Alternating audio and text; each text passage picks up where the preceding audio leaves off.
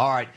I have been following you because I always tell the folks out there, you're a great strategic thinker.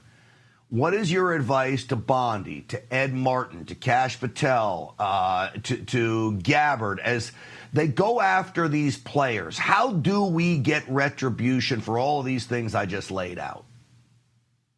No, great question. So I think I've laid it out a couple of years ago, but it looks like our institutions are finally catching up in the sense that as Director Gabbard starts to uncover this information, other elements of our government, particularly the executive branch, needs to continue to dig into this, no pun intended, with her director's initiative group, but the rest of the government needs to go ahead and dig into this evidence and information related to these folks that, to be honest, most of these folks are either on or staffers of the list that I created, I believe it was last year at this point, about 1,400 individuals.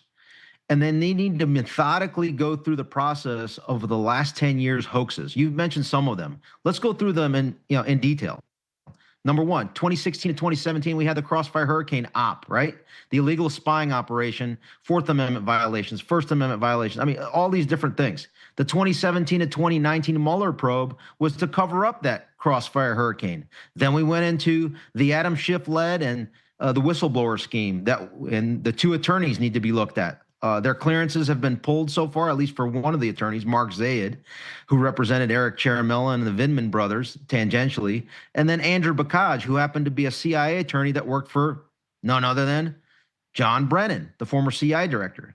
And then we went into, after that failed with the impeachment hoax one led by Adam Schiff, then we went into a 2019 to 2020 scheme, which was, I call it the Fauci-funded lab incident that resulted in 39, not just 6, 39 states ran their elections unconstitutionally in the 2020 election because the non-legislative actors that said due to COVID, we're going to change the way we do our elections, that rendered them illegitimate.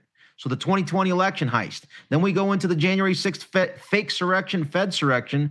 Obviously, that was Nancy Pelosi led because she was the senior official, government official in the joint session on that day, along with Mike Pence, the presiding officer. That needs to be uncovered. And we're starting to see evidence that Mike Pence, Paul Ryan were in on some of these things, if not all of them, with recent disclosures. And then we go into the cover-up to the January 6th Fedsurrection, led by our beloved Jamie Raskin.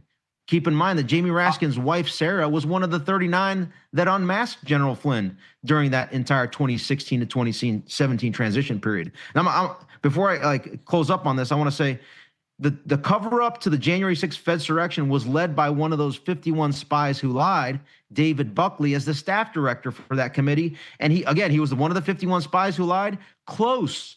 He was the inspector general for, there you go, his picture. He was the inspector general for John Brennan. A lot of roads lead back to John Brennan, Pelosi, Jamie Raskin, right, Adam Schiff, Ivan, and the list goes on. Let me ask you, so you have all these players, 1,400 of them, the list that you've made. Do you go methodically? Do you put them under oath? Do you subpoena them before Congress? Do you have FBI agents interview them just in a conference room? How do you want to go about targeting them? Fantastic. I like that question too. I would start with this. So the very first thing we need to do is educate the country that they were duped by the very individuals. A lot of people that say, "Oh, this is all true and real," we can uncover them. How do we uncover them?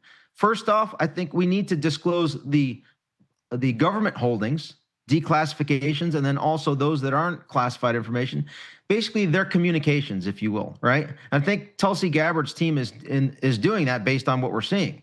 In addition to that, I would recommend that, depending on the hoax, right, as it applies to the January 6th hoax, J.D. Vance is in a very unique position as both the vice president, the number 2 guy in the executive branch, and the senior senator, if you will, as the president of the Senate, a constitutional actor. He can go ahead and order his Senate sergeant at arms to release all communications in the run-up, on, and after January 6th as it relates to January 6th, because this year the Senate sergeant at arms is the chair of the Capitol Police Board. This is like insider baseball game that probably J.D. Vance doesn't even know that he has the ability to do this. That will then On one side, he can disclose the legislative communications with the executive branch, internal deliberative documents from the general counsel of the U.S. Capitol Police, as well as everything from the DOJ, DHS, FBI, and all those subordinate elements to the J6 op. Expose it all. In addition to that, we can get private information. Guess what? Maybe the president or somebody in the White House calls Dana White as the new board member of Facebook so that he goes and digs into Facebook Messenger communications of these individuals that have Facebook accounts. And if they didn't communicate on Facebook, then we go ahead and take a look at their Twitter 1.0 direct messages and communications. And you know what? If they didn't communicate there, maybe they communicated on LinkedIn. Guess what? I was a target of this entire scheme by the previous illegitimate regime. They went into my Google Cloud. They went into my Apple iCloud, my PayPal, my Twitter, my Facebook, my Instagram, my LinkedIn, all of it. These people need to be scrutinized at the same level.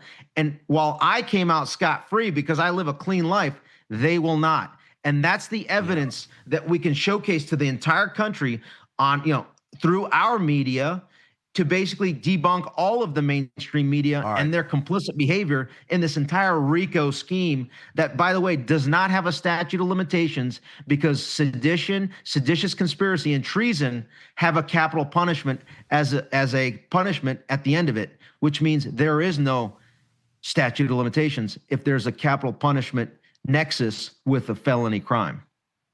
I could also make the argument that this conspiracy has continued up until present day as well, which means it's never end. All right, here's why I like all of these ideas, and I especially like the one with J.D. Vance and the ability to release the communications.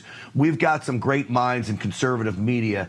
My buddy John Solomon was on right before this program, and his team at Just the News. If you released all of those things, you could let conservative media do a lot of your job for you if you're an investigator going through all of these communications. Just unclassify them all. Make a big, giant data box online for people to go through these things, and maybe we start to see some faster than all the people that you have in government.